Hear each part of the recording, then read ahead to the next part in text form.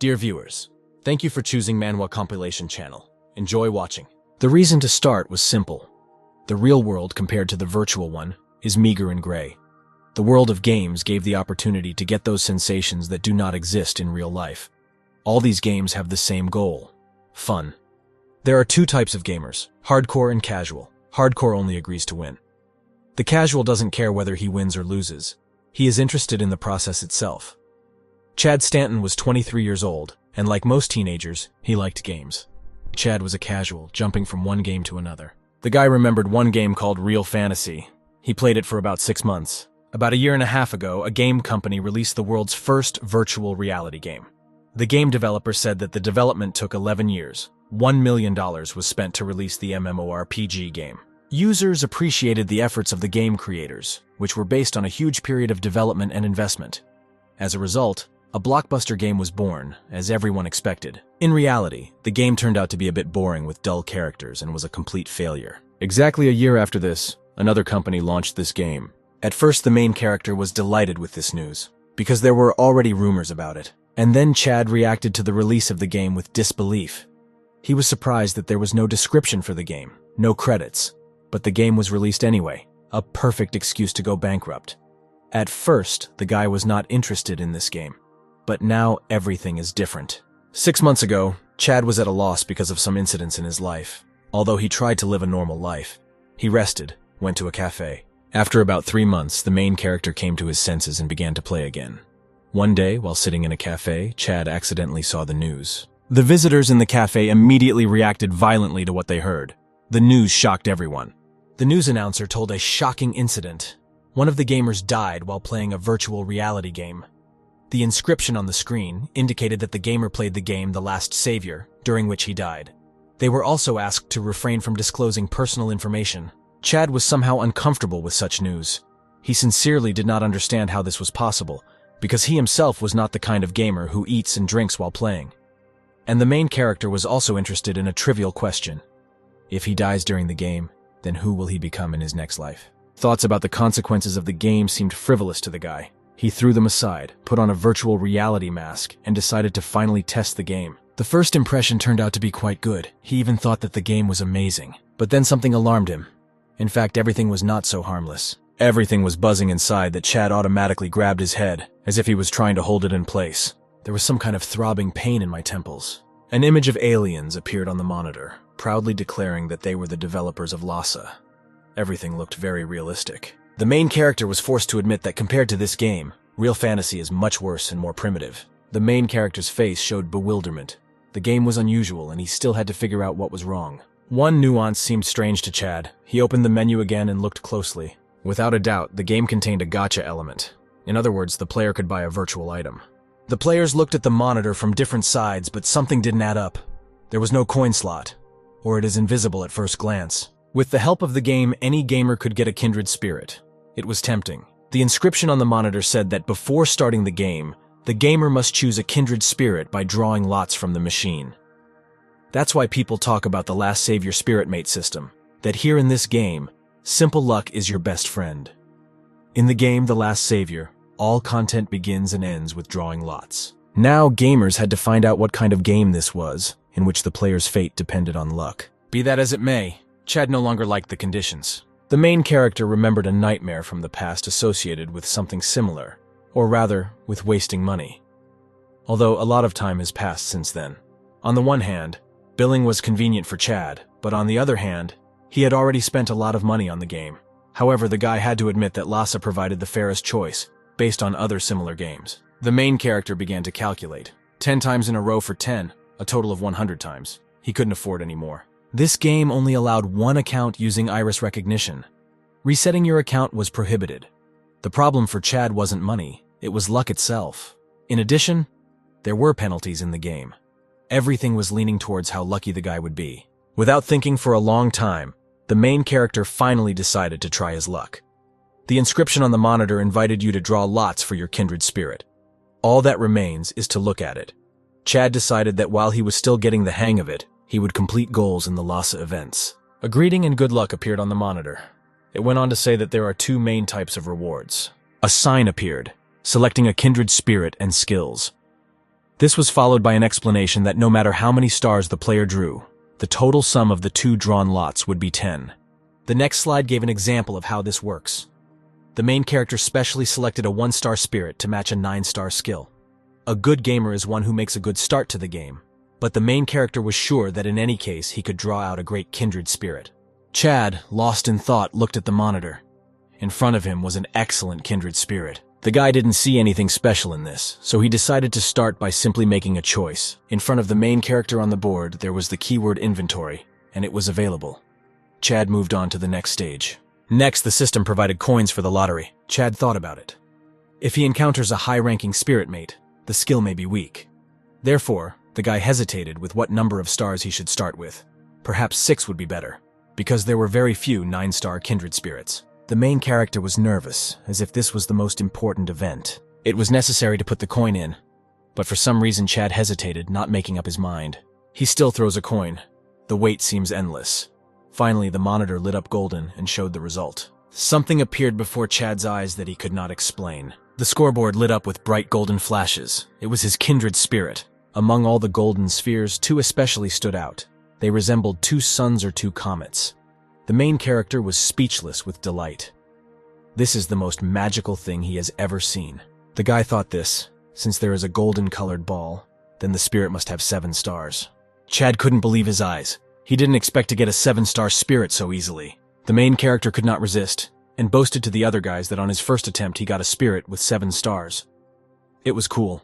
But the guys did not share his delight, doubting the veracity of his words. They demanded proof in the form of a screenshot. At first, Chad was offended by the guys, but then he remembered that he had more important things to do now. The main character wanted to take a closer look at the ball, suggesting that someone should appear from there. The next moment, the scoreboard flared up again with hundreds of bright sparks. The glow was so blinding that the guy instinctively covered his eyes with his hand. After a couple of seconds, the light dissipated, and what appeared next delighted Chad again. Before him there were 3 characters, each of which was interesting in its own way.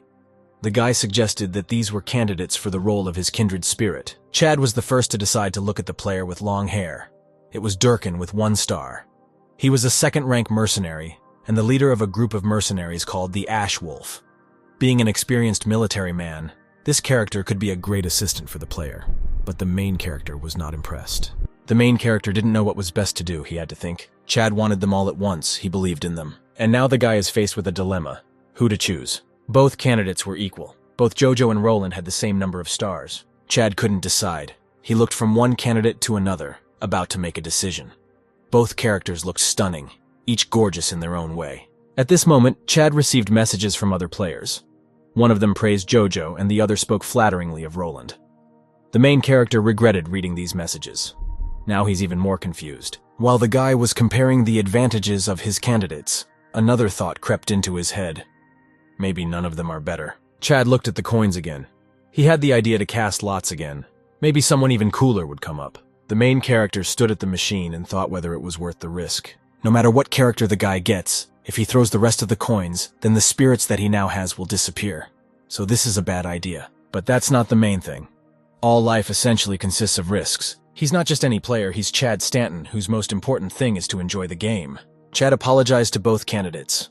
They are both, of course, amazing, but suddenly there is even better. The guy was thinking whether what he was going to do was rational or not. But today he really is lucky. And in the end, he's just a gambling addict. Relying on his luck, Chad decides to cast lots again. Without a doubt, the risk is worth it, and the main character's goal is 9 stars. So the coins are thrown, there is a reboot. The game gives the result, and as a result, deep disappointment sets in. Chad is just furious. He didn't expect everything to go awry.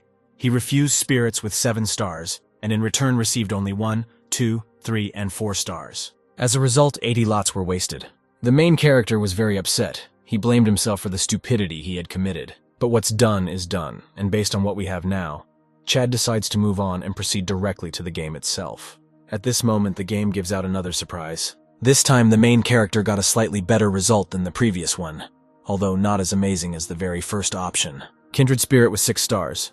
Chad is slightly disappointed, but there is nothing to do. He will have to be content with this. The Knight of the Round Table has become a new candidate. Most likely he will have to be chosen. Chad still did not dare to choose this candidate. But there is another option. It has 0 stars. It is not known what kind of character it is. The candidate's name was Robert Monterey. A strange option. He is dressed in modern clothes. Chad didn't understand how someone who looked like a modern man could act as a kindred spirit. Perhaps this is some kind of mistake. All this was very strange. The guy was in no hurry to make a decision. There was another interesting point. The face of this character seemed familiar to Chad. Perhaps he had seen this person before. The question is where and under what circumstances. Chad was becoming more and more convinced that the game had thrown an error. What kind of spirit is this suspicious? Robert Monterey, 0 stars. He has no description and no skills are indicated. The only characteristic of this character is that he is a player who breaks the rules. Murim, fantasy, action. Only one thing is constant. No matter what the genre, the phrase breaking the rules can never mean anything bad. Anyway, Chad didn't have much of a choice. The main character makes a decision. He chooses a spirit with 0 stars. The program asks the player if he confirms that kindred spirit Robert Monterey is the final choice.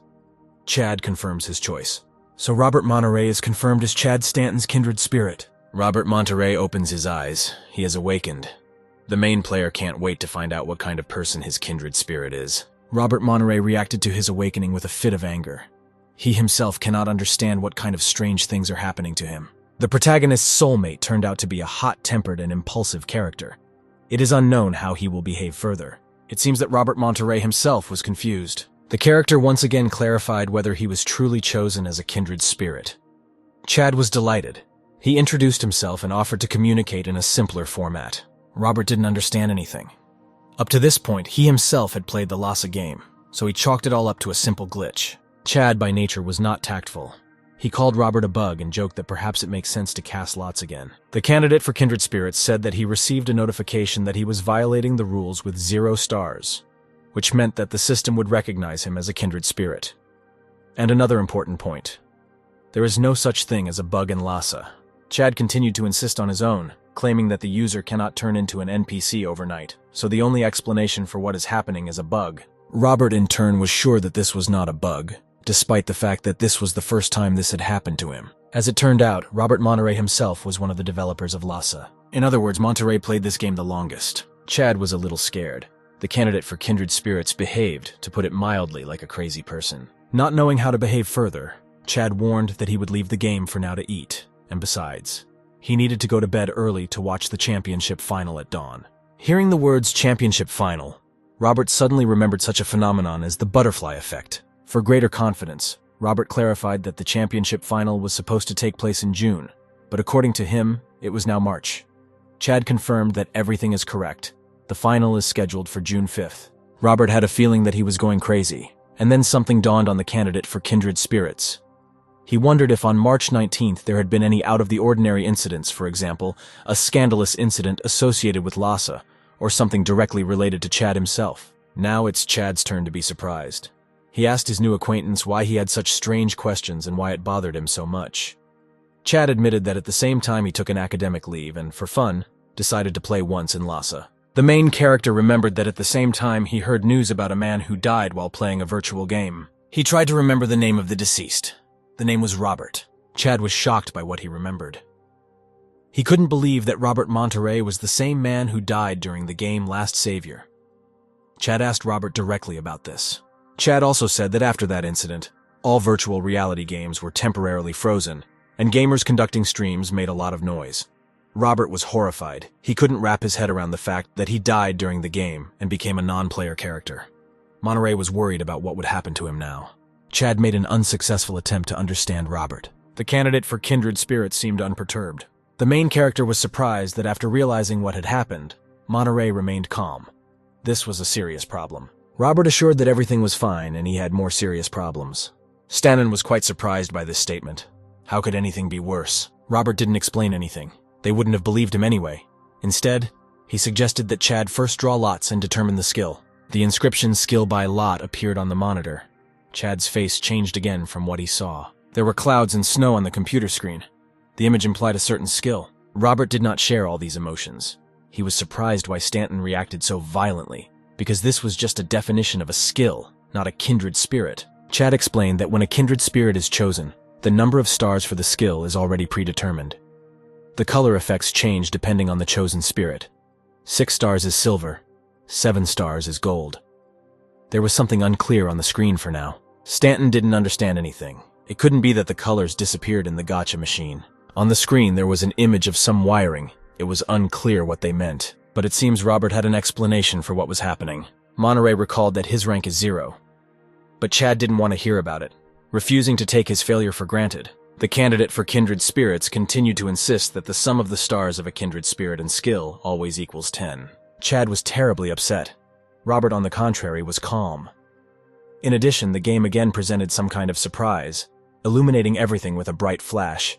A message appeared on the monitor stating that Stanton became the first player to receive a 10-star skill and the first to earn it as a title. As a result, Chad will be given a bonus and skill point rewards at each level. The system also announced that Chad had acquired the title of first player to summon a rank 0 kindred spirit, and now the restriction on the kindred spirit had been lifted. The main character was given 2 titles. Both guys were speechless from the surprise they saw. The surprise was amazing. When the first shock passed, the guys finally expressed their emotions. Chad thought the game was divine, and Robert called it damn. Now, after opening a rank 10 skill, the game prompted the main character to look into the status window. Robert explained that from the moment a player gains a skill, they have the opportunity to view a status window. He suggested that Chad look at the description of the 10-star skill. Stanton was surprised at how easily and quickly a window opened with all the characteristics of himself and his kindred spirit.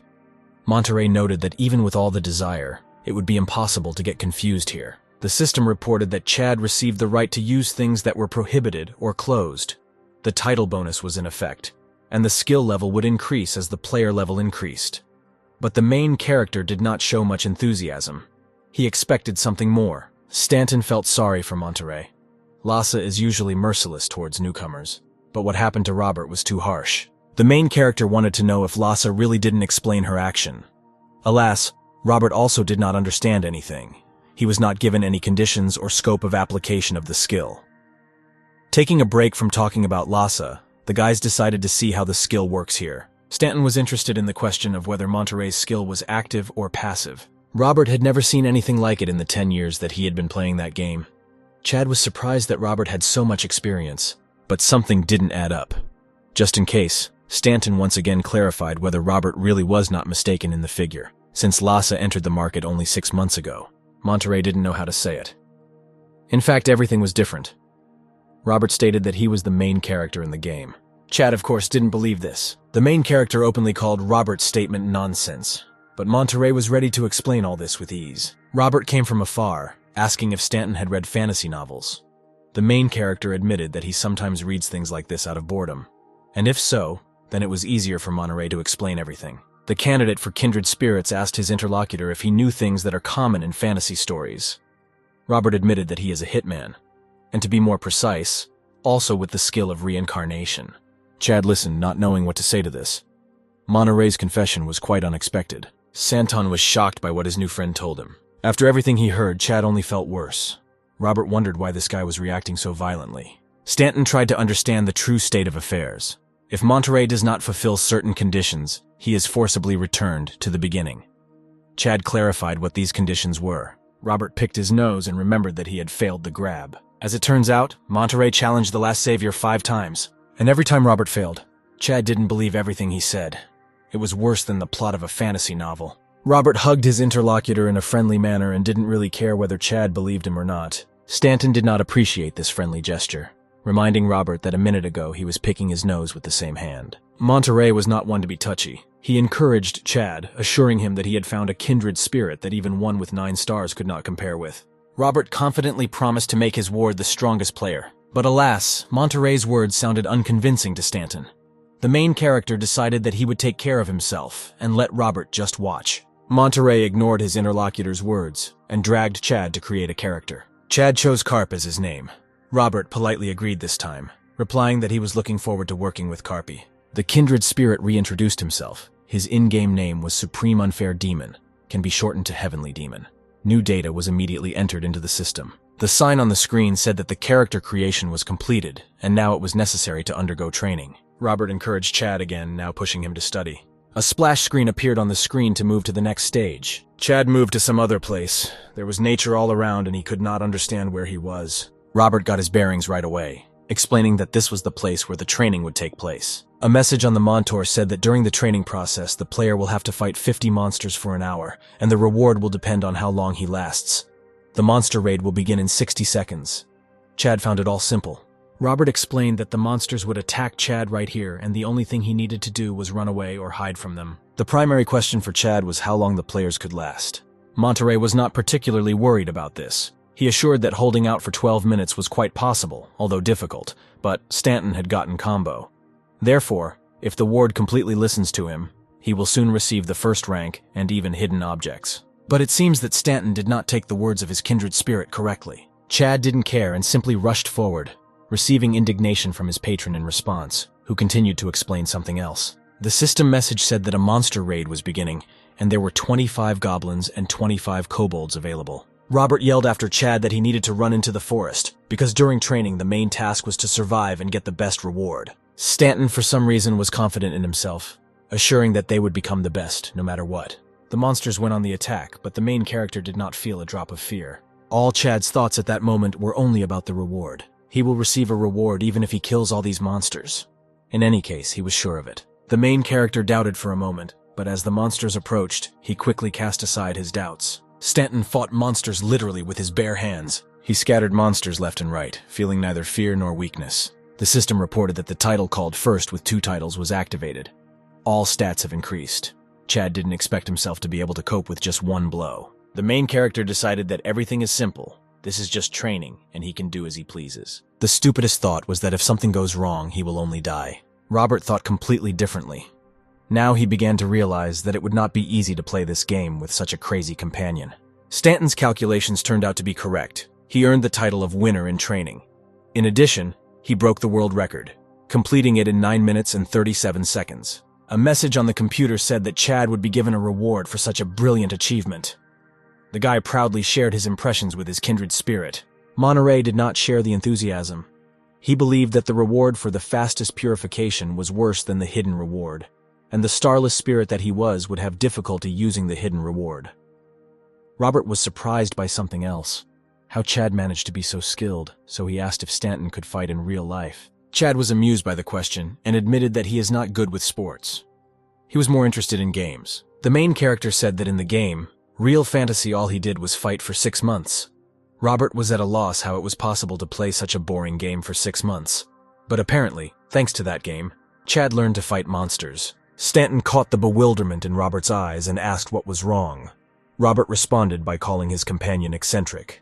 A sign appeared on the monitor stating that the reward for training has been chosen. This message finally made Robert happy. The system reported that the best record in the sweep was confirmed. The program also announced that an additional reward would be given, and Chad could choose one more of 3 random items. The only thing that bothered Stanton in this message was the designation random. In front of him were chests with unknown things. Robert quickly figured out what to do. He told Chad that he needed to hit the chest and an object would appear from there. But since Stanton received an additional reward, he could choose 2 objects. Chad immediately began to hit the chest, without listening to Robert until the end. The main character got a sword. The program explained that the sword is an unrated item and the player can evaluate it using a rated item or skill. Robert noticed that, without a doubt, Chad is lucky, despite the fact that he doesn't even make an effort. Some players start playing all over again just to hold this sword in their hands, while others got it on the first try. Chad asked what was so special about this sword.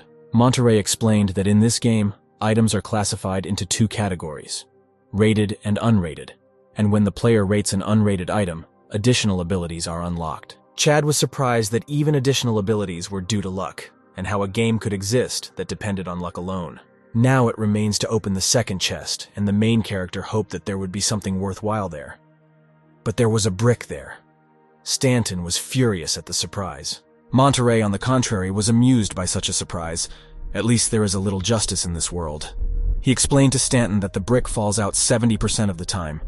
Chad couldn't believe such stupid jokes. Chad was starting to get frustrated with this game. His kindred spirit found it funny. Chad could have gotten another brick. Looks like his luck has run out. Stanton did not share such fun, being angry with Robert. But there was something unusual in the third chest. Chad tried to determine what it could be. The sign on the screen revealed that the mysterious item was an unrated egg, the details of which were unknown and would likely remain unknown even after the player rated it. Stanton suggested that there was a hidden pet in the egg. Monterey was now surprised by one thing: how Chad could be so lucky. The main character decides to take an unrated sword and an unrated egg. A message appeared on the monitor that the selection of rewards was completed, and also that the training is over and Stanton will be teleported to Layson, a city for beginners. Monterey was annoyed that the training was too long. Stanton, on the contrary, wanted to please his friend that thanks to this, they received interesting awards. Robert agreed that the rewards were really cool, but he was not so optimistic, because in this kind of game, luck is not constant. And yes, Robert turned out to be right after all. A sign popped up on the monitor warning that an unforeseen incident had occurred. A trap item was discovered. A random monster hatched from an egg. Chad was seriously scared. The egg in his hands really cracked. The monster was ready to be born at any moment. Stanton was horrified. Where had his notorious luck gone? Robert was angry with his companion for keeping the trap for himself. So the only thing Monterey could advise Stanton to do was to pray that the monster was of low rank and prepare for battle. But luck really turned away from the main character. The monster appeared and it turned out to be the Goblin Warrior of the Bloody Sunset. The monster looked at them angrily, clutching his sword in his hands. Chad was terribly scared by this modified goblin. Robert stated that it was useless to fight such a monster. Monterey emphasized that with Chad's current level, he will not be able to defeat the monster, even if he dies and is resurrected again. Chad was offended that Robert was making fun of him and his low level. This threw the main character off balance. The goblin grinned evilly, anticipating his victory. Stanton had no choice but to try. Chad decided for himself that there was no point in dying without doing anything. Having no other way out of the situation, the main character rushed to the monster. Running up to the goblin, the guy gathered all his strength to strike. Stanton literally punched the monster with his bare hands. It felt like time stood still and nothing else happened. The main character could not understand whether his tactics worked or not. Unfortunately, the goblin survived.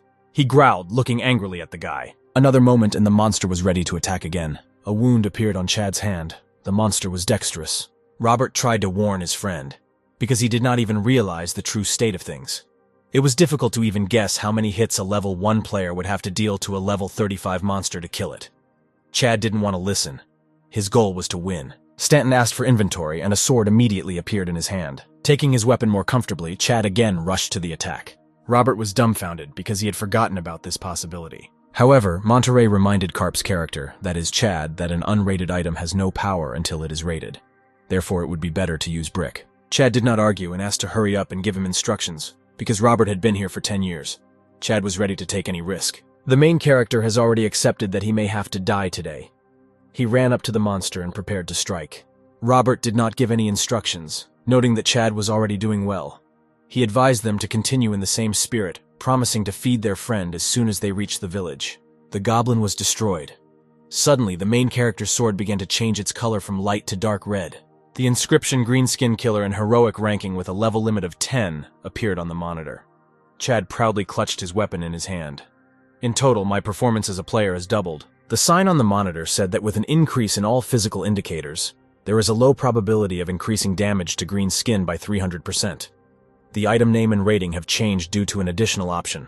Chad was incredibly delighted, which means he didn't take the risk in vain. The main character was pleased with this fantastic game, and Robert again noted with envy that his new friend was experiencing something that ordinary players could not. And all this thanks to a skill with 10 stars. Monterey had the idea that big profits could be made from this.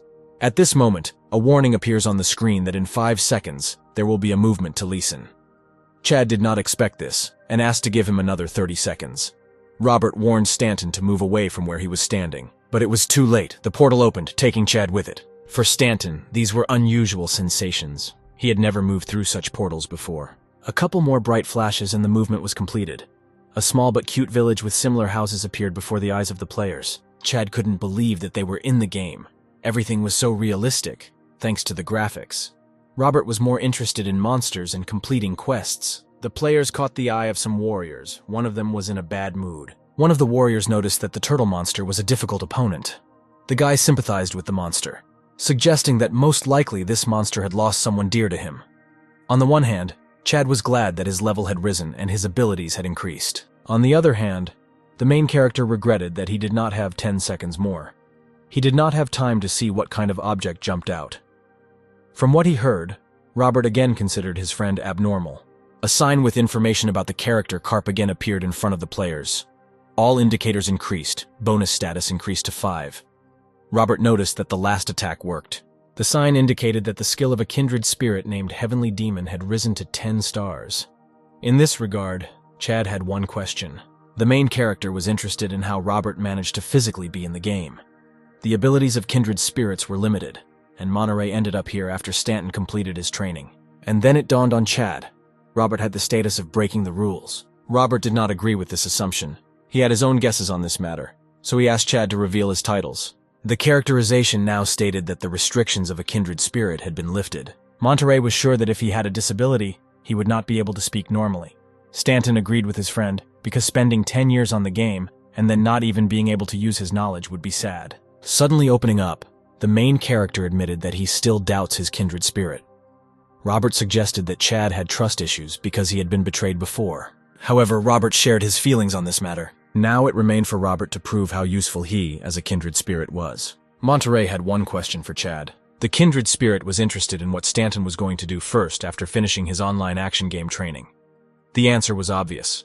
Chad was going to undergo training and use the resources of the beginner to catch uncontrollable characters, that is, mobs. And if this was not successful, then he would simply begin to complete the main quest. Robert was satisfied with this answer, because no matter what choice Stanton made, it would become his personal trodden path. Monterey shared that in this regard, the game The Last Savior was intended to provide unlimited freedom in the game. But he had no idea whether there was still at least something left of that same unlimited freedom of action. Chad didn't quite understand what exactly Robert meant. What Monterey said sounded like just another nonsense. At the same time, many people gathered on one of the streets of the village. The players became interested in what was happening there. A guy dressed as a high-ranking person invited people to join their newbie guild Mammonism, and they, in turn, guaranteed an enjoyable game. This proposal was met with hostility by some. One of the bystanders sharply and rudely refused the priest. The guy was nervous that he had to explain his position again, that they would figure it out among themselves and create their own guild. The same guy mentioned that he had been forced to do his bidding once before in real fantasy, and now history was repeating itself. But nevertheless, he was still asked to think about the proposal. Chad noticed that the guy was extremely hostile to recruitment into the guild.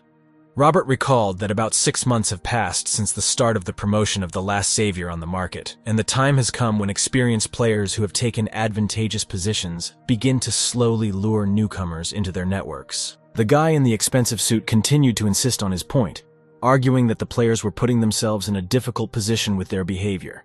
And it is quite possible that in the future they will have a very difficult time playing this game. The players were perplexed why they were always pestered and forced to do something, because it was not they who ran into the play killers. In fact, if too much freedom of action is given, then experienced players begin to abuse the game. They can either monopolize all the items or take over the game, killing every user who does not want to cooperate. For Chad, the outcome was obvious, and it made him sad. He observed the conflict without interfering, although he knew who actually ran into the play killers. Chad continued to watch the conflict, waiting for the outcome. The guy in the expensive suit still promised protection. The same guy in the suit was now trying a different tactic. He asked if the players had ever heard of hunting for the antlers of a mutant deer. And supposedly, information about this quest was also listed in the beginner's guide on the notice board. According to the guy, this task must be completed by a first-level player. Chad was surprised, not believing that such a quest actually exists, but Robert confirmed that this quest is the most effective among the starter ones. Monterey explained what the point was. Mutant deer aren't really that strong. The problem is where exactly they appear. This is the only place in the city where play killers are allowed. The guy in the suit continued further. This time he asked if anyone had heard of the Bloodthirsters Guild. Essentially, this guild consisted of killer players, and a month ago this group began to rapidly grow in the starting city, becoming a squad of killers. Bandits set up an ambush near the deer spawn zone, hunting down a weak player. The guys were armed with bows and always kept the players at gunpoint, ready to shoot an arrow at any moment. The guy in the suit gloated, telling how a voice from the speaker would announce that the game was over and the player was killed by a play killer. People in the crowd had already begun to lose their former self-confidence, and now they were interested in how they could check that the guy in the suit was not from a guild that was crushing newcomers. The guy in the suit became even more animated, offering one of the options. They guaranteed free protection from the Bloodthirsters so that the players could successfully complete the quest, because their goals are good: supporting newcomers. After the above, this same guy was going to put forward one condition. They wanted one thing for providing help. Robert, who had been closely following the propaganda all this time, was surprised at the existence of the conditions. And the condition was that the players had to give up all the remaining coins they had to draw lots. Robert admitted that he had a decent amount of such coins left. But what was the point of them? Because nothing could be gained from them. Chad was upset that he spent all his coins. The guy in the suit heard the guys talking, agreeing with Robert. But as it turned out, in their guild there is a person whose profession is merchant, and if you use his bargaining skill, you can sell coins at a higher price. The newcomers stood with their mouths open and listened to the propaganda of the man in the suit. The guys from the crowd apologized for their behavior. One of them suggested following Joseph. That was the name of the guy from the guild. Having exhausted their interest in the street gathering, the friends decided to return to their business. Robert asked Chad what he thought about what the scoundrel said. Chad considered everything said in the crowd to be nonsense, and the situation was extremely suspicious. Monterey disagreed, arguing that the guy in the crowd wasn't lying, no matter how strange it seemed. Stanton was surprised, not believing that those people were really a charitable organization. Robert didn't argue, of course. There can be no charity in the game. A situation was created for people to experience firsthand how disgusting the entrenched rights of play killers are, as well as the top 10 guilds at the top using these privileges. Monterey admitted that if he took advantage of the given moment, it would be funny to disrupt their festive table. For Chad, this situation reminded him of a scene from a novel where the hermit protagonist alone confronts a huge force. Robert humorously congratulated his friend on his debut. While the guys were joking, an old man came up to them and asked for help. His farm was being ravaged by deer, and to stop this, he needed to put the antlers of the leader of the herd on the farm, and then the rest of the deer would get scared and would no longer approach the crops. The old man asked to get the horns of the leader of the herd for him. Chad, looking at the screen, noticed that the game even has tips, and the game itself is not bad and quite friendly. The only problem is the lack of detailed information about the city. The old man really hoped for help. Chad finished registering the quest, continuing to look at the screen. There were so many people with undefined occupations that he involuntarily asked himself this question. Due to the large number of participants, queues arose. The announcer announced that the leader of the herd had appeared. Number 67 was asked to go to the start line. Chad and Robert followed the quest. It was a bit hot, and Robert noticed this, however. He continued to look at the crowd and advised Chad to do the same. And to make it easier to understand the situation, it was worth looking at the crowd as a line at a popular restaurant, where you have to stand for hours. Chad didn't mind. He absolutely agreed with his friend. In the general pandemonium, a conflict was brewing. Not everyone had the desire to wait until they were called. A couple of guys decided to skip the line. Chad was outraged by this behavior. Who dares to jump out of turn, and who do they think they are? There were 3 impudent people, Bob, Bill, and Patrick. Together they called themselves the Unsurpassed Trinity. The trio nevertheless got in out of turn and began hunting for the leader of the deer, egging each other on that the owner would be the one who ate first. Stanton considered the trio idiots who decided to play alone so as not to pay anyone. Bill took the lead, overtaking the deer. Satisfied, Bob decided to finally stick the knife into the deer's throat. At the same time, hiding on a tree among the dense foliage, a play killer was waiting for the unlucky players, whose arrow was already aimed at one of the newcomers. Moments later, an arrow pierced the leg of the hitherto confident Bob of the trio. The other 2 froze in shock at what they saw. Bob stood in horror at what was happening, not knowing what to do. Bob's friends rushed to help him while he was screaming in piercing pain. At this moment, the other 2 arrows were already aimed at Bill and Patrick. Another moment and the arrows reached their target, hitting the rest of the friends from the Unsurpassed Trinity. The rest of the participants quickly figured out where the arrows were flying from. Now it's Joseph's turn to make a spectacular appearance. He ordered his men to take a defensive position and protect the newcomers. Joseph had some strange object in his hand. The guy did not hide from the arrows. The rest of the participants were frightened by what was happening, and the deer hunt temporarily stopped. Joseph's cunning trick had its effect. The attackers from the Bloodthirsters Guild disappeared, and the newcomers enthusiastically praised their defenders. People shouted out words of gratitude, mentioning that without defenders, they would have had problems trying to catch the leader of the deer herd. Participants praised Mammonism. The cries of gratitude to the Mammonism Guild did not subside. After the spectacular performance, the line of people wishing to take part in the hunt became even longer, and Chad noticed this, to which Robert suggested speeding up the quest. Stanton did not accept such a proposal. He wondered how, seeing such a crowd, he could feel the desire to join. Monterey argued that he did not mean this literally, because time is precious. Robert hinted that there are other places where the leader of a herd of deer appears, and much more often than here. Chad thought about it. The idea was interesting. Stanton guessed that his friend was inviting him to enter the lair of the Bloodthirsters. No doubt it would be fun. The guild was quite numerous, and Chad doubted that he could defeat them all alone. Robert directly pointed out to Chad that it was time to realize how absurd his choice was. The default characteristics for each level are 5, and Chad's all statuses were plus, Monterey reminded Stanton of the incident when a stream of arrows fell on him. Chad remembered those feelings. At that moment, it seemed to him that the arrows were flying too slowly. Now the hermit protagonist finally understood what his friend meant. Therefore, Robert suggested that he move on to the unsurpassed throw. Chad was ready anyway. The actions of the guys did not hide from the all-seeing eyes of Joseph, and he ordered his people to eliminate the newcomer who entered the forest. Chad Stanton had a well-developed intuition, and regarding the recent incident with the attack on newcomers, he noticed something strange. He shared his assumption with his friend. When Robert asked for specifics, Chad explained that the first stream of arrows fired by the Bloodlust Guild was different from the second. Stanton noticed that the arrows fired at the 3 targets were very accurate and hit the target. The arrows fired towards the Mammonism Guild were completely different. Without a doubt, the scammers practiced every move with each other in advance in order to reproduce the correct blocking of the attack. Robert wondered what Chad had suggested. Monterey was forced to admit that Stanton was much smarter than it might seem at first glance. The kindred spirit was interested to know what conclusions the main character made. For Chad, all this was obvious and practically beyond doubt. Both guilds were in cahoots from the very beginning. The scammers worked accurately and harmoniously. This was visible to the naked eye. At this moment, the scammers, who received the order to destroy the newcomers, were at a loss. The information they received turned out to be wrong. The one who was considered a novice moved quickly and appeared to be at least level 1 of the bandits offered to engage in hand-to-hand combat with the intended target.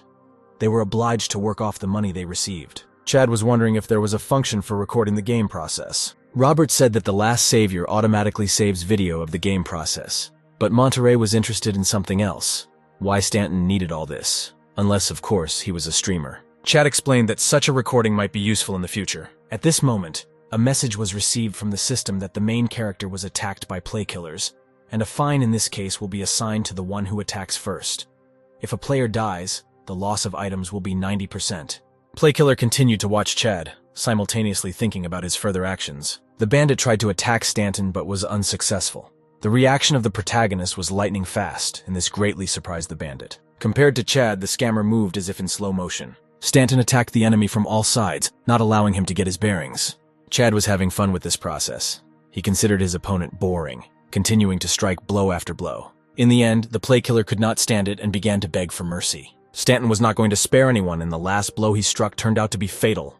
The bandit died. At the battle site, only the weapon of the unlucky mercenary remained. The rest of the accomplices watched the fight from the side, and now stood in bewilderment, not knowing what to do next.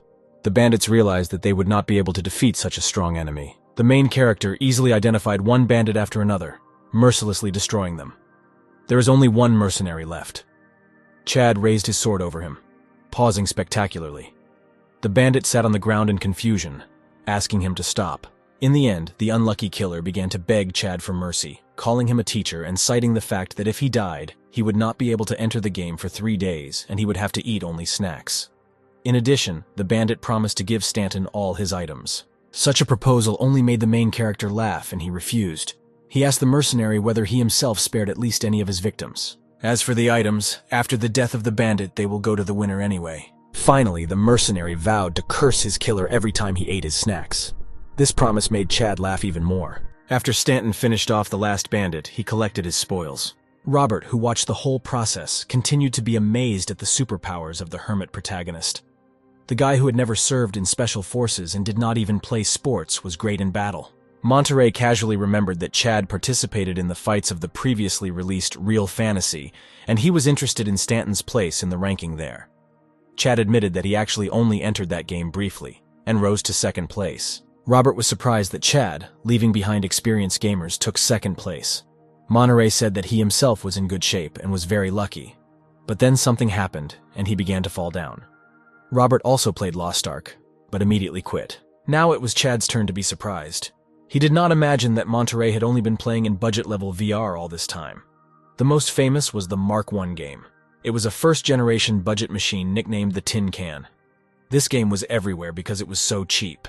The game was worth its price, having a terrible user synchronization speed. Users were concerned about the low speed, and another side effect was dizziness and nausea. Monterey was quite surprised how, playing on this Tin Can, Chad reached 2nd place. And now, having extensive experience and possessing information, Robert hoped to put an end to this game with the help of Stanton. A kindred spirit suggested that the main character buy the latest premium model of a gaming machine. But Chad didn't have that kind of money, so he abandoned the idea. Robert promised that he would take care of the money himself, but for now he offered to collect the items left by the bandits and discuss everything. Among other objects, a coin caught the children's attention. It's strange that she ended up here. Chad suggested that in addition to the equipment, all sorts of useless items also fell out. Robert noticed that with the exception of personal belongings and special items, the bandits dropped everything.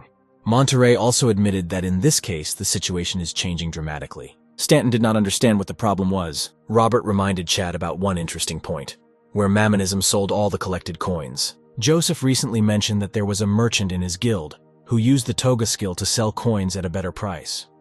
Coins were useless to newbies, so Robert suggested that Joseph could simply sell the coins to the store in order to earn at least some money for a bottle of potion.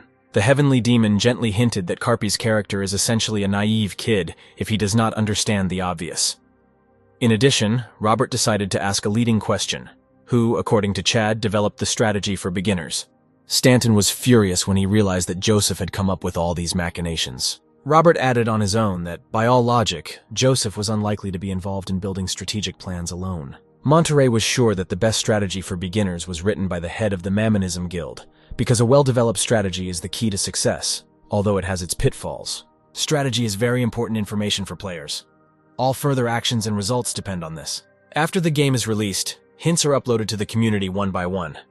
All this is carefully collected and recorded. When enough information becomes available, an absolute strategy emerges. Robert explained that the reasons for these strategies can be different. Least of all, this is done out of good intentions or a desire to become famous. Most often, a strategy is created to make a profit. Based on all this, Chad concluded that the head of the Mammonism Guild is most interested in making a profit in the current situation. Robert fully shared this assumption, because the scammer was obsessed with money. The guys understood that human psychology is actually very simple. Monterey was absolutely sure that once people believed in a strategy, it would become sacred to them. For hardcore players, things were more complicated and serious. People who see this strategy will definitely want to sell 100 coins out of 100. Chad agreed with Robert's opinion, but the exception was gamers who did not focus on strategy. Robert objected here too that in such cases, cunning people like Joseph are waiting for gamers to lure naive guys into their networks. Chad still couldn't wrap his head around how one person could have developed all this. Stanton was curious how Monterey managed to decipher such a complex and insidious plan. Robert did not see anything difficult to understand in this, and he was also sure that in a year, someone from the Mammonism Guild would definitely leak all the internal secrets. As a result, coins that were considered useless by everyone will later turn out to be an important component for completing the hidden quest Antique Bazaar, which is only available in the city for beginners. Stanton was particularly interested in the theme of the hidden quest. Antique Bazaar is the most unique among the many hidden quests. The quest is so important that the countdown to its start could be counted down to seconds, although the quest was not tied to a specific location. Monterey explained that the quest opens only for a moment and then disappears. It might seem wild from the outside, but the reward was worth going in search of him. All the player needs to do is meet a non-player character called the Ragman, and give him a coin from one to Stanton now realized that the content of the quest was simpler than he expected. Monterey continued to explain the essence of things, explaining that this is why the Mammonism Guild is trying to leave users without coins, because based on the conditions of the quest, only one person who arrives first can complete it. Stanton suggested that if the time and place of the NPC's appearance were random, then the coins should not have any special meaning. If the quest appears randomly, then everything is based on the luck of the players. Robert corrected one important detail. The quest does not appear randomly, but rather it is located in a different place each time. Now Chad was confused, everything seemed too confusing. Monterey agreed that it might seem complicated at first, but Chad shouldn't worry with a 10-year veteran who has returned to the top 7 times.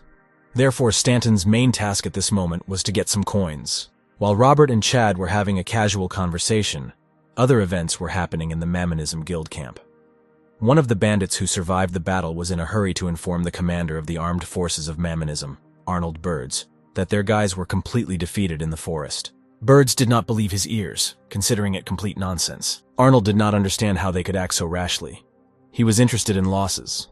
The guy replied that they had lost 10 people so far. The commander was upset. 10 casualties is a significant number. Birds asked how many people had invaded their territory. The answer was, 1 person. The commander was shocked by what he heard. Arnold refused to understand how they could suffer such losses because of 1 person. It seemed like complete nonsense. If this becomes known to senior management, Birds will have to write a letter of explanation, and, as a result, his bonus will be cut for the rest of the year. The commander was furious at what happened. Next month was his second son's birthday, and then, as luck would have it, everything went awry. The subordinate himself did not know what to do. He was waiting for instructions. Bird suggested that this is all the machinations of competitors, and in this case, the guild should put someone against the mysterious winner who can deal with him once and for all. And this man was found. He listened to the commander, saying that he had already heard about what happened. This person turned out to be the best player hired by the Mammonism Guild, Ted Rabble. He was glad that it was finally his turn to enter the arena. Arnold knew that his mercenaries still held onto his crazy ideas. Rabble showed up at the guild headquarters with complaints about why he was not informed, because he could have helped in solving the problem. Those present at the headquarters were perplexed by the appearance of their mercenary. This time he dressed up as a ninja, looking, to put it mildly, not entirely adequate. Bird was annoyed by Rabble's concept, but if you don't play along with him, this mercenary won't take a step, which is why he's so difficult to deal with. The commander, trying not to show Ted his true emotions, confirmed that now was his finest hour. They really needed his help. The ninja was glad that he could finally thank the guild for giving him a roof over his head. Rabel assured everyone that he could be trusted and would solve the problem. The guy said that he would deal with everything in the blink of an eye. Suddenly, out of the blue, Tad screamed and bent over as if struck, surprising everyone around him. People tried to find out what happened, to which Tad replied that it was nothing special, just an old wound that someone inflicted on him in a past life ached. The guy stood bent over, gathering his strength. Ted Rabel managed to gain a foothold in the top 100 in PS. However, he failed to make it into the top 20 because he mistakenly selected the most important kindred spirit. After creating a new character, having won many victories, Ted was able to reach a good level. The guy was not going to stop there, and he had another reason to rise to a step higher, and the reason for this was the God of Battle. He was a rare fighter who appeared in real fantasy like a comet, and immediately rose to second place in the rankings. Tad fought the God of Battle in the arena, but was defeated. But one day the God of Battle suddenly disappeared, and Rabble never saw him again. Be that as it may, Tad hoped to cross paths with the God of Battle again. The guy felt that his opponent was somewhere nearby in the vastness of the game, the last savior. Leaving the command tent of the Mammonism Guild, Tad muttered in a low voice that if fate wanted it, it would bring him together with the God of Battle again, or so the mercenary hoped. Those remaining in the tent did not understand that Ted was muttering. Rabble's memories of the God of Battle were as fresh as if it happened yesterday, and now the same bright moon shines in the sky as on the night of his battle with the God of Battle. The commander and his subordinate left the tent, trying to hear what Tad was muttering, but they only heard the mercenary's last words that today was a beautiful moonlit night to die. The guild soldier sincerely considered Rabel to be an idiot, too focused on his concept. The commander hoped that his children would appreciate how hard their father worked to earn money. The ninja was kneeling in front of the fire sign on the ground. The system notified Tad that he had successfully completed the installation of the fire trap, and as soon as the target was inside the trap, a very strong flame would break out, causing enormous damage. Enemies hit by fire have a very low chance of escaping the trap without the anomalous burn status. The installation of the trap was completed, and now Ted could only wait. Although Rabble fulfilled the terms of the contract, he was uncomfortable with the thought of having to put newcomers at risk. But Ted consoled himself with the thought that as soon as he dealt with this matter, the contract with the Mammonism Guild would be completed. At the same time, Chad and Robert were making their way through the forest in search of the leader of the deer herd. To be sure, Stanton once again checked with Monterey whether he was going in the right direction.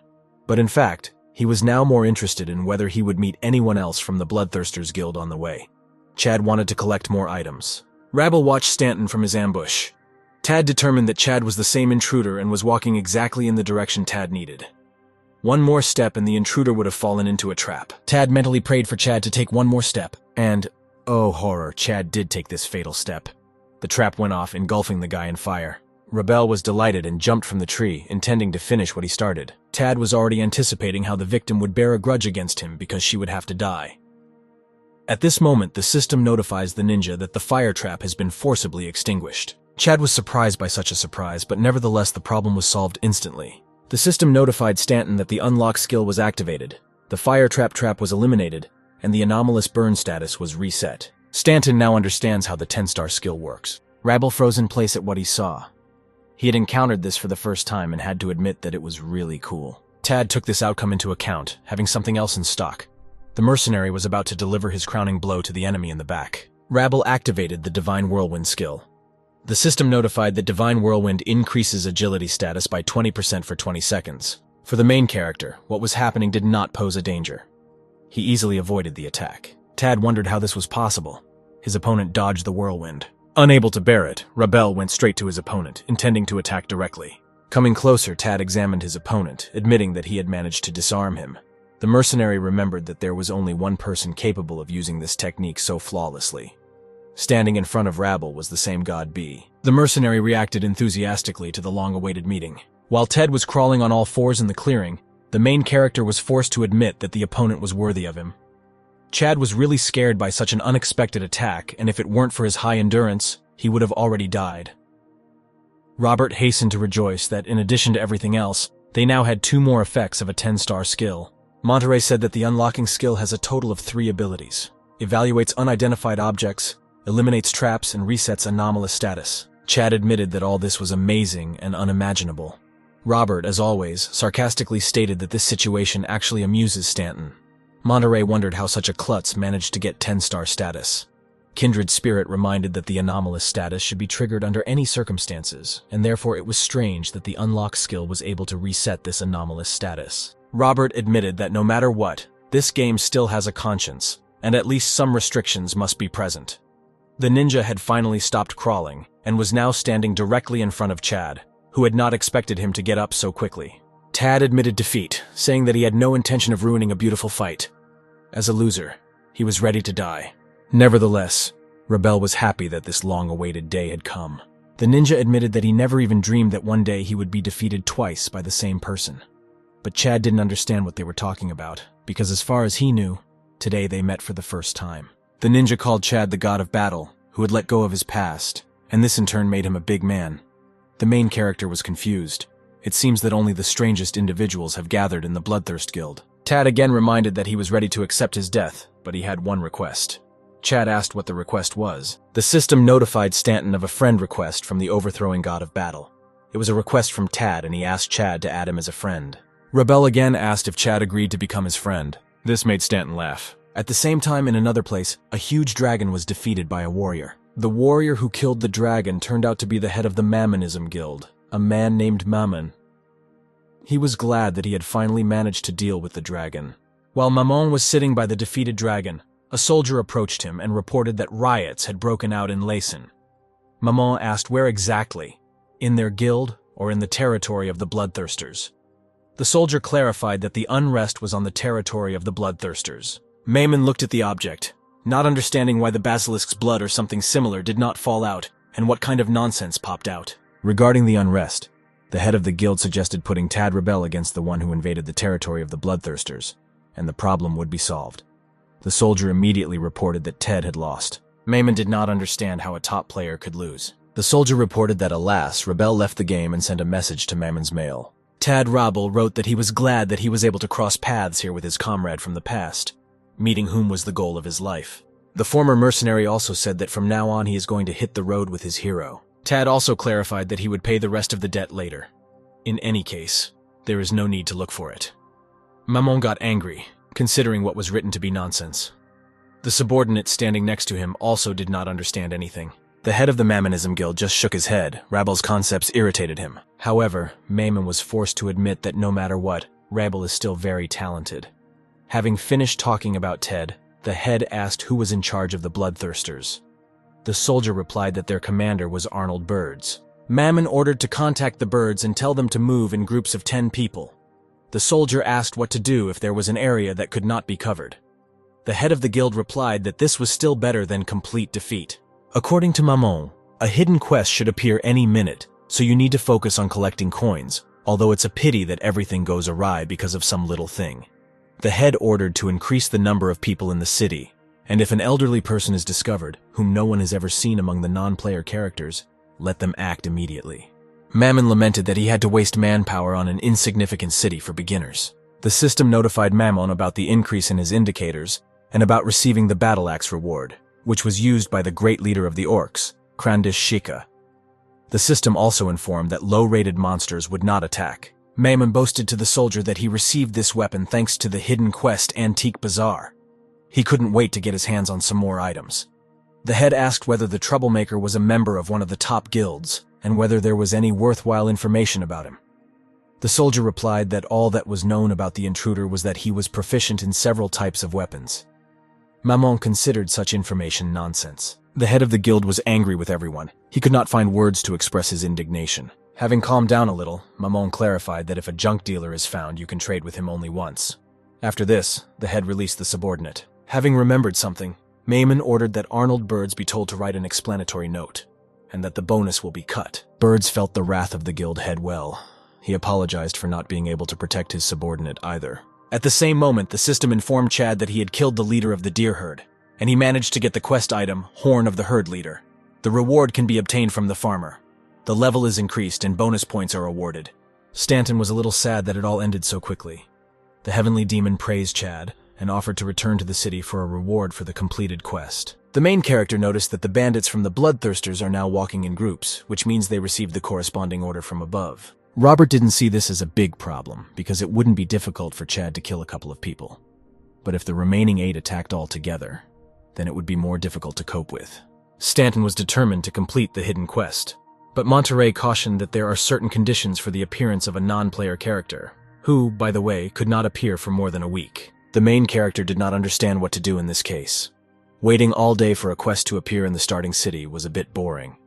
Robert noted that if everything was like that, he would not even mention this quest. Robert suggested that after 4 hours, 27 minutes, we go to the right place next to the church, moving from the central square in a clockwise direction for 5 hours. Up to this point, all Chad had to do was work hard to level up. Stanton was sure that he had almost hit the jackpot. And since the conversation turned to the quest, the main character had a question about whether there is something like story or main quests in this game. Monterey confirmed that this game has everything. Robert promised to provide Chad with quests that interested him. Stanton wondered why he didn't know about this in advance. The Sky Demon explained that most of the Last Savior quests give a kindred spirit. For convenience, the quest will be called the main one, although this is not related to the plot of the game. Monterey said that quests give items that contribute to the user's growth. The Heavenly Demon said that every user tries to win over his kindred spirit in order to get something extremely beneficial for himself. After everything he heard, Chad noticed that almost everything is mixed into this game except love relationships. Robert clarified one more point. Chad will not be able to receive the quest from him. The main character was upset when he learned that he was not getting quests from a kindred spirit. The Heavenly Demon explained that it was not a matter of reluctance to give them to him, but that Chad was not yet at a high enough level for this, and only after reaching level 10 would Robert give him the main quest. Such news upset Stanton, but Monterey hastened to reassure him, offering not to wait, but to go improve his level. The main character absolutely agreed with this. He was determined. Stanton noticed the unusual silence, as if there was not a soul around. Most likely, having left the city, everyone went hunting. There were no worthwhile items in the entire area that players could collect. There were no mobs either. Robert was interested in the items Chad bought at the department store and asked to see them. Stanton did not understand what exactly Monterey was up to. Among the objects were 3 acorns, a bottle and water from a fountain in the city square. A kindred spirit advised to put 1 acorn under a specifically indicated tree, which Chad did. The squirrel immediately reacted to the appearance of the tasty treat. The main character did not immediately understand what was happening. There was some kind of whirlwind. The squirrel turned out to be difficult. The system notified that this was the hidden monster Tyrant Squirrel. Chad was scared. The squirrel was huge, bigger than a dog. Robert recalled that the description contains the word hidden, and with Stanton's current characteristics, it will be difficult to lose. And this monster, using a cheating trick, blocked Chad from leveling up, so he will have to be caught in any case. After hearing this, the main character understood why. Having defeated a level 35 goblin, he could only rise 1 step up. Stanton was terribly angry with the squirrel, because she dared to encroach on his training, thereby signing her own death warrant. The monster asked not to hit too hard. The system notified the main character that he had reached level 5 and received bonus status and skill points. According to the system, Tyrant Squirrel acorns are sold at high prices to vendors collecting items. Chad wasn't impressed by the acorn, even if it was a hidden object. Robert suggested that the acorn should be planted in the ground and watered with water from a fountain. Stanton was saddened to realize that the acorn was not a hidden object, but he still took the advice of a kindred spirit, and the acorn was planted and watered.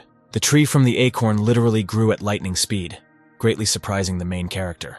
There was a hollow in the tree, and Robert suggested that we need to put our hand in there. Chad did just that. A message came from the system that a hidden dungeon, the giant squirrel's nest, had been found. When you first enter a dungeon, experience points and the drop rate of items obtained from monsters increase by 100%. Boss monster spawn chance increased by 200%. A kindred spirit wondered whether the hermit protagonist was ready to sweep away all the hidden objects in his path. Chad was in no hurry. He wanted to tell his kindred spirit something, and he said that when he read novels about the world of martial arts, he liked the bad guys from demonic clans more than the guys from righteous sects. The friends moved on. The heavenly demon said that among the dungeons there are some whose ratings are determined randomly. Although monsters do not change due to an increase in rating, stronger creatures may appear instead. The system notified that there was an attempt to invade the Great Squirrel's Nest dungeon. The dungeon rating has been assessed. Robert went on to say that everything in PS has a 6-level rating. In fact, there are 3 more ratings located above the legendary one. They are extremely rare. Chad was going to ask Robert a question. The main character was interested in the fact that since there are 3 ratings occupying the top line, it means that in addition to the epic and mythical, there is another rating. The kindred spirit had no answer to this question. The heavenly demon said that until recently he himself believed that everything ended with the mythical rating. But that was until he reached one hidden quest. Robert had a clue in his hands about the presence of an even higher rating. Monterey followed the clue and entered the dungeon. At that moment, his real body ascended to heaven, and his soul was sent here as a 0-star NPC. Chad was sad about what happened to Robert. Monterey advised Stanton that if he did not want to die suddenly, it was better to constantly take care of his health. At this point, the system reported that the dungeon evaluation was completed. The guys were curious about what awaited them. The program has determined that the monsters have been significantly strengthened, and the number of traps is increasing. Completion rewards have also been maximized. The system asked if the player was ready to enter the dungeon. Chad was furious, cursing the program and the developers. Someone in all 10 years spent playing the game was only able to see the legendary dungeon 9 times. Stanton expressed the opinion that being in the dungeon of the legendary rating is a bad idea. Robert was interested in why Chad was so categorical. Chad explained his position by saying that the stronger the monster, the higher the likelihood of failing a dungeon attack. The heavenly demon agreed, since such situations arose often. He recalled an incident where a team was once formed to conquer a dungeon with a rare rating, but due to the fact that the dungeon became unique during the re-rating, every single player was destroyed. Robert suggested that Chad would go to the dungeon anyway. Chad, of course, agreed. Stanton said that he would go to the dungeon, even if he had to give his soul to the devil. He suggested to his kindred spirit to do this quickly. The heavenly demon asked if something seemed strange to Chad. Kindred spirit noticed that the notification window indicated that the first person to enter the dungeon was Stanton, and not himself, who already knew about the existence of the dungeon. Chad recalled that he was awarded bonuses for his first invasion of the dungeon. The main character could not understand why this was so. Robert explained that this was because in this time cycle, Chad could not get into this dungeon. The heavenly demon believed that this was an undeniable win. According to Robert, there were 2 reasons for this. There is a level limit, level 5 and below. In this temporary rotation, the heavenly demon completed other dungeons first, so that the level was much higher than level 5. Chad was interested in why Robert didn't go here first, but went to other dungeons. The main character assumed that the rewards in other dungeons were better, or that Robert decided to be reborn as a better strategy guide, predicting the endings of all the puppet NPCs. Chad was curious if Monterey had deliberately decided to go through the best dungeon at this stage. The heavenly demon rejected all of Chad's assumptions, hinting at a different reason. At the same moment, something began to happen in the dungeon. A huge squirrel was rushing towards the guys. Stanton was horrified by what he saw. The monster seemed very dangerous. And then Robert told about the second reason. If a dungeon was given a rating higher than unique when it opened, then the Sky Demon would not have the confidence to complete it. Chad did not share his enthusiasm, calling his friend crazy, because such things should have been warned in advance. A warning appeared in the notification window that a defense ram can cause additional damage in proportion to the enemy's HP and defense. Chad admitted that the squirrel looked disgusting. She was like a wild boar. It was fast and had no problems maneuvering, but not powerful enough to cause serious damage. The Sky Demon said that if Stanton managed to complete the dungeon without ever being hit by an enemy, then he would be awarded the title of clearing the dungeon without allowing a single attack. Robert wondered if Chad was up to the task. Chad's look spoke more eloquently than any words. Without a doubt, he will cope. The system issued a notification that the tyrant squirrel was using the aggressive throw skill. Attack power and agility increase. Defense decreases. The main character understood that due to the ramming defense, he could not strike in the back or legs. Suddenly, Chado has another weapon. The game gave out the item Small Dagger. The main character determined the place to aim at. The squirrel was sitting with his back to his opponent. This was a good time to think carefully about where to strike better. And Stanton found this place, the palate of this creature. The main character grouped himself, preparing to deliver the decisive blow. Chad didn't even doubt his success. The monster must die anyway. There was a message in the notification window indicating that the tyrant squirrel had been defeated. The level is increased, bonus points are awarded. Stanton could finally catch his breath. He found it all hilarious and regretted that he hadn't attacked from the start. Robert did not advise continuing at this pace, otherwise the main character would quickly become exhausted. Getting excited, Chad suggested going a little deeper. He was sure that he understood the essence of passing this dungeon. The heavenly demon doubted this. Everything is not as simple as it seems at first glance. After some time, Robert's doubts gave way to bewilderment. In a short time, Chad managed to deal with a huge number of tyrant squirrels. Robert already doubted that there was a person in front of him. Stanton was outraged that he only got acorns. Why, for example, not acorn flour? The main character was tormented by the question. Now the effect of increasing the chances of dropping objects should be applied. Why then only acorns fell out? The program seemed to hear the guy and suggested something more interesting. Chad wondered what was there. Robert was also surprised. In front of them was a chest, possibly containing treasure. The heavenly demon thought that such a bonus was only given after completing a dungeon with a legendary rating. A case like this is very rare.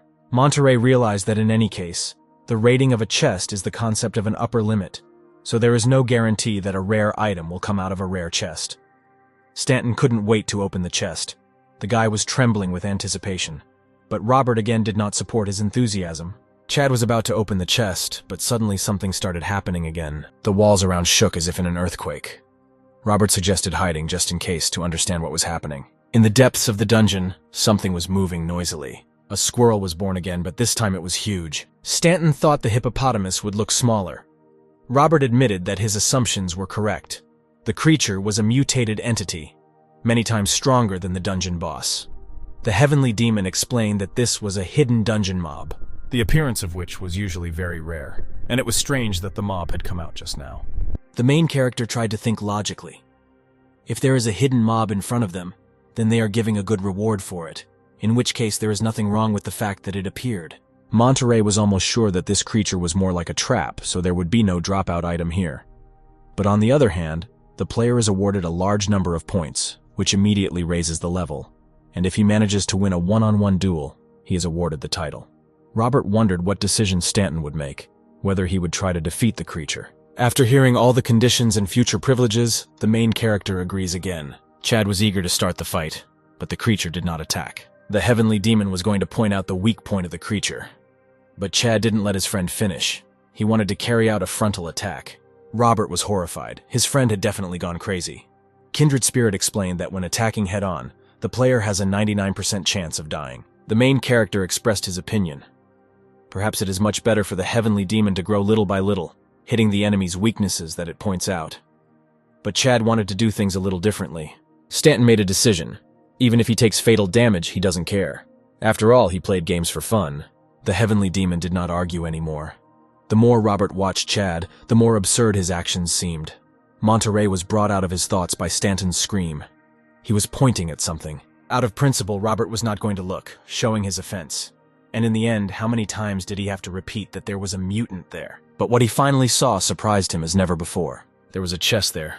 The heavenly demon tried to explain to Karpa that entertainment is cool, but it's still worth changing the tactics a little. The main character did not want to listen. He liked the idea of breaking the legendary chest more than fighting the monster face to face. Chad asked Robert what weakness that creature had. Monterey told Stanton that in front of him was a glutton mob, and now all the acorns collected by Chad will come in handy. You need to take them out of your inventory and throw them to the squirrel. The monster looked expectantly at the main character. Chad was still interested in the monster's weak point. He suggested that it was the back, but Robert advised us to take a closer look. Stanton looked, but could not determine exactly where to hit. The gaze first stopped at the monster's tail. As a result, the weak point turned out to be quite specific. But this did not stop the main character. He was going to win in any case. The main character was slightly shocked.